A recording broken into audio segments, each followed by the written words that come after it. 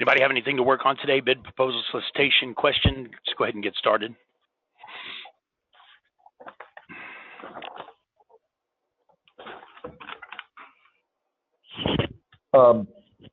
Unless anybody else has something, I've got a question. Okay, go for it.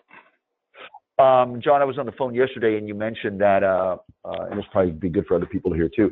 You mentioned that if you're a service-disabled, veteran-owned small business concern, and you have a contract that's a set-aside for that designation, then the subcontractors you employ have to be the same designation, the service-disabled veteran-owned business. I did a lot of research last night, and I found various legit websites, and what I'm reading now, again, I want to verify it with you that that's true, but only 50%. In other words, if I have a $200,000 contract for the year, I can't spend more than $100,000 on subcontractors who are not service-disabled veterans. Is that what your understanding is, or have they modified that since I read it on the line? No, every contract is different. As always, we got to take each contract into consideration based on the instructions to offer for that particular contract. But what I've seen in many cases, if it's a small business set aside, they want you to sub it out to a small business. If it's a woman, minority, or veteran set aside, they want you to sub it out to a woman, minority, or veteran. Or there might be a percentage that you're allowed to sub out. As long as it's not a brick and mortar or Buy American, which both of those typically require that you do a certain percentage of the work in-house. As long as it's not brick and mortar or Buy American, then in most cases you can sub the entire thing out. Okay, because there wasn't anything in the, now I know in these contracts they have a lot of, see this clause, see that clause, see this VA handbook, on and on and on. But in the statement of work and all the 4 or 5, downloadable documents for the RFP, there wasn't anything in there about a limitation of who you subcontract to, but it could be in one of those clauses that, they throw in all those clauses that are part of the contract. And the other thing too, when we sent in a bid, there wasn't any, they didn't ask us a question, nor did we state. We said, we did mention there's going to be subcontractors, of course, but we didn't state specifics as to what dollar amount, what percentage amount. So, I don't know if we screwed that part of it up or not. Didn't know that we needed to declare that in the RFP, what percentage of the work goes to non-service-disabled veterans. So I don't know what to say about that other than share with you what we didn't do. Yeah, it's, like I always say, each contract is individual, specifications based on the instructions to offer. So I can't really give an answer for all contracts. That's why I asked you guys to bring them in here and let's look at them individually whenever we can, just to make sure that that's not the case. But in a lot of instances, you're allowed to sub the entire thing out. And if it is a veteran, woman, minority, 8A, hub zone, service-disabled veteran, set aside, they're going to require you to sub at least a percentage of it out to that same set aside. All right. Okay. All right. And then this is probably a stupid question, but if you have an employee, that employee obviously doesn't have to meet any kind of standards percent. In other words, if you have 10 employees, a certain percent of your employees don't have to be a service-disabled veteran, right? It only applies to subcontractors. Is that correct? No, again, that's down to each individual opportunity. Could have specifications whether you have certain percentage of employees that are service-disabled veteran, 8A, woman and minority, hub zone. I've also seen where they require you to have a certain percentage of employees that have clearances. Or in some contracts require all your employees to have clearances. Some contracts require that even the owners and the primaries have to have clearances. And I've seen situations where you just have to have a person on staff who has a clearance, in which case you could hire someone temporarily. So those of you guys who do have clearances, there are reasons for small businesses to hire you so that they can do these types of contracts, and you also get the ability to maintain your clearance. Because those that don't have clearances don't know, but those that do have clearances do know. If you don't use it, you lose it. Got it. Okay. And most of that stuff would be specified in the statement of work most of the time, or if it's going to be specified anywhere. Or the instructions offer. Yes, correct. Gotcha. Okay. All right. Hey, John, Tommy here. I got a Yes, sir. question for you about bidding, because I understand Fed bid has the lowest bid, and they do the lowest bid, and you get to see that. That's right? not true. Fed bid. Hey, John, this is Clay. Yes. If that Fed bid's not true, normally it is. I'm tell you what, people are bidding so low. I've just got 2 contracts totaling over $250,000 that I bid on back in February. People, they're bid them so cheap, they're not doing their homework. And I'm telling you what, I get it back, and they're, I'm getting ready to go sign a $145,000 one on chairs that someone tried to procure. They couldn't come up with it because they bid too cheap. Other than that, that bid is cheap. It's on volume, but don't ever lower your price. Once you have it there, you can keep it there. Oh, wow. Oh, okay. Thank you. I've done almost, John, Yeah. I did 1.8 million this week. Nice. So those of you guys that don't know who this is Clay South. Clay is a broker. Came on board about, 5 months ago? September 1st of last year. Started doing my training, though, about 4 months ago. Not even 5. I put in my first quote. I put in my first proposal September, but the whole 3 months before that's all I did. Yeah. No, I just got a BPA for 5 years, and we just got that contract. So I've done up to this date almost 1.9 million since the beginning of the year. Awesome. This year. Awesome. Were those just small business set-asides or any other kind of set-aside? I'm gonna tell you what.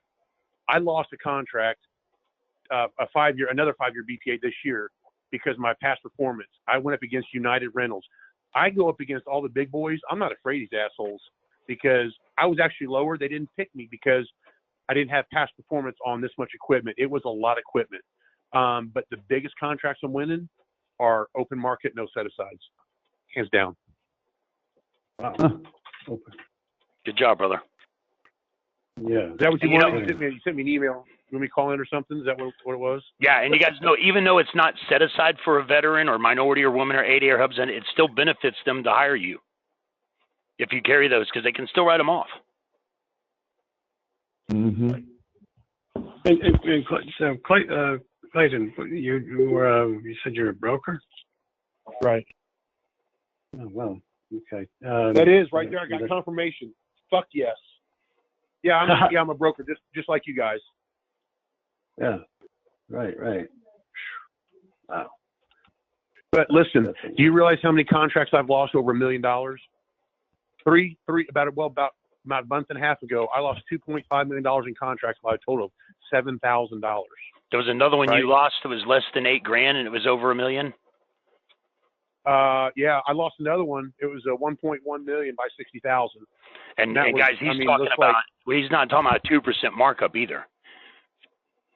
I'm talking anywhere between 9 to 40% markup.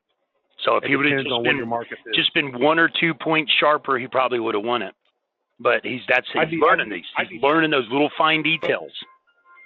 $12 million right now. This first quarter is what I'd be if I'd have been 1% less on most all my quotes, if not more. Oh my. But I'm gonna tell you guys what. I live and I eat and breathe this shit. I don't take a day off, and it's paying off. John, get with me later. I got a couple questions for you. Hey, actually, if you guys have any other questions for Clay, ask him real quick. My son's calling. Let me take this call. Make sure he's okay. You guys have any questions real quick before I jump off? Yeah, sure. Clay. I mean, like, what do you deal? We're an IT company, but what do you deal in? I don't deal with IT, man. I just I'm not that smart, but I will tell you what, you'll make more money than I will in the IT department. You just got to find your niche. That's what it is, man. You just got to put a lot out there. It's like you're in sales. The more you throw on the wall, the more it's going to stick, and that's what you have to do. My first contract, I lost money, but I had to get past performance. You're not going to win $1 million contract if you've never done a contract before. You've got to get past performance.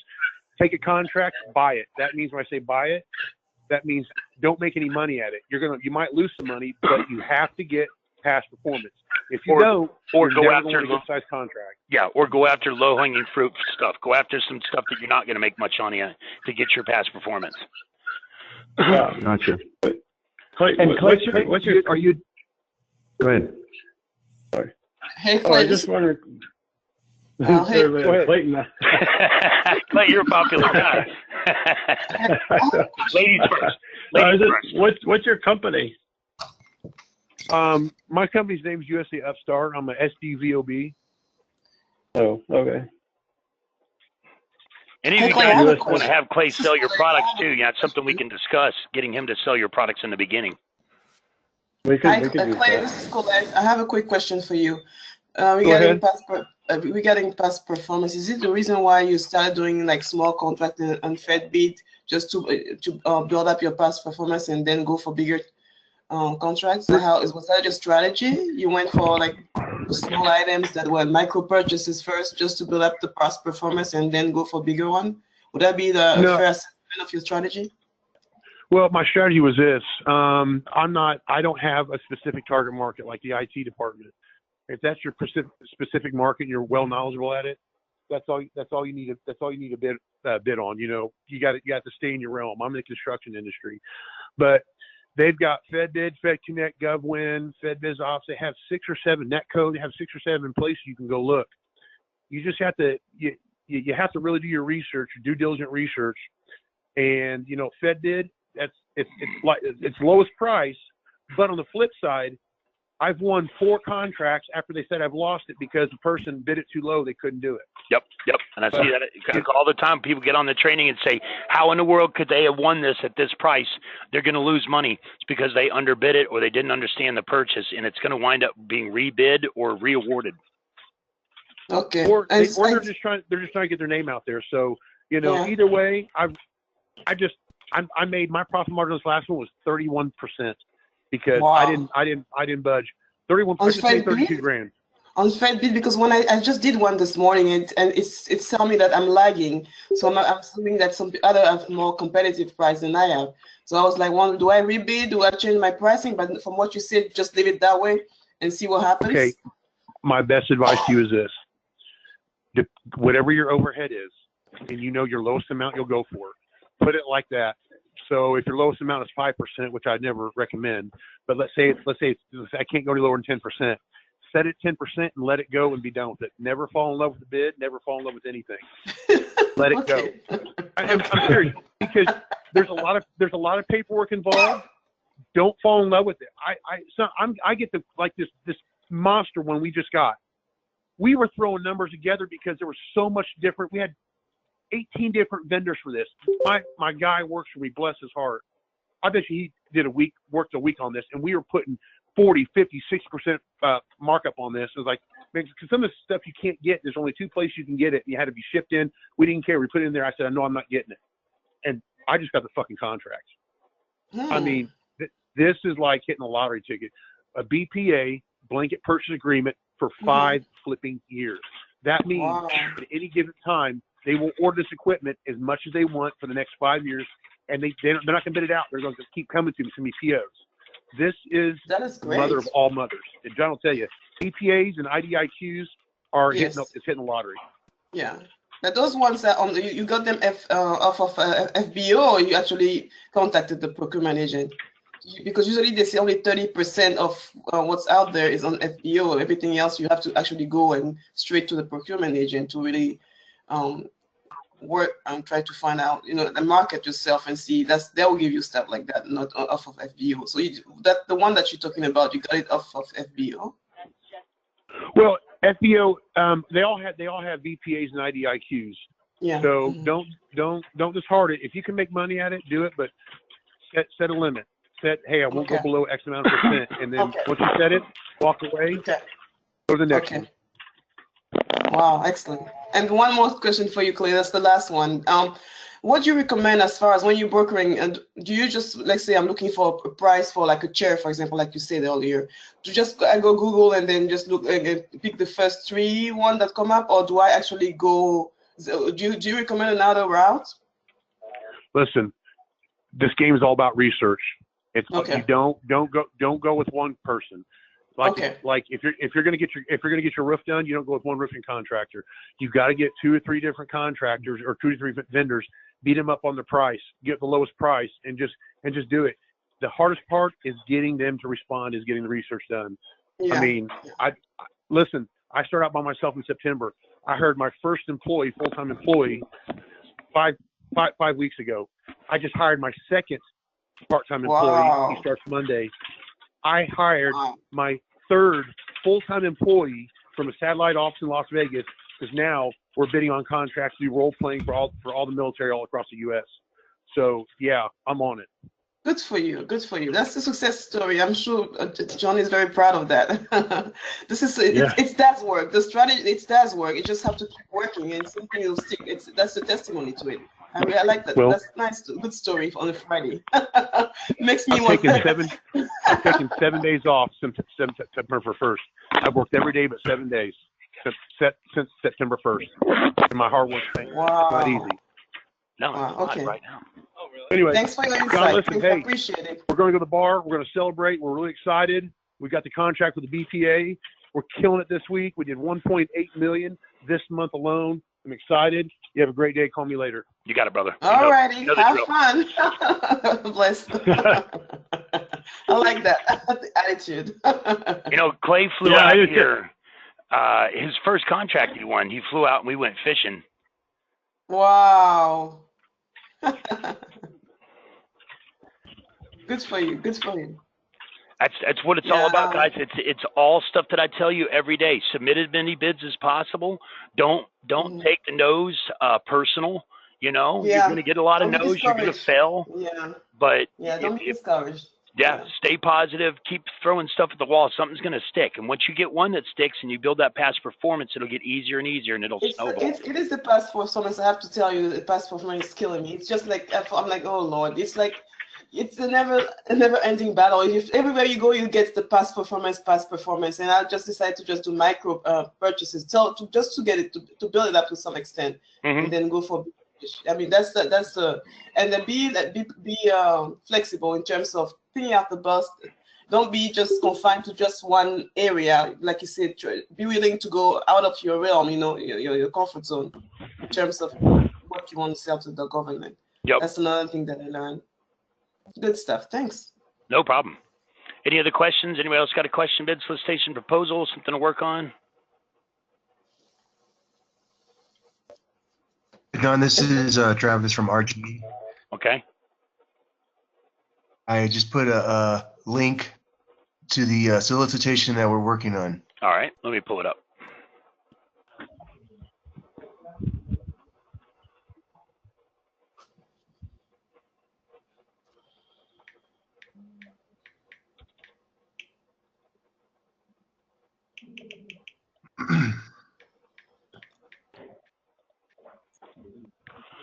Okay.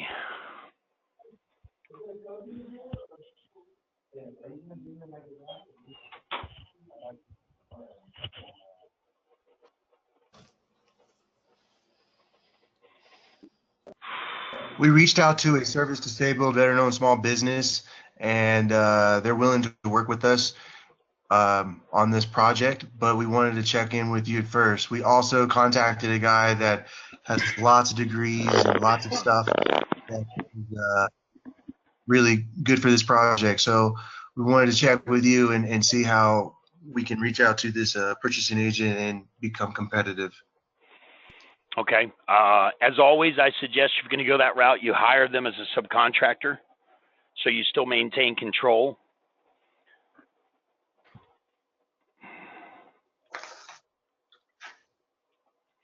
So what your question is, you want to know how do you communicate this to the purchasing officer that you're going to sub it out? Right. Because we're thinking is if we could take on more control, then we can make more money if we demonstrate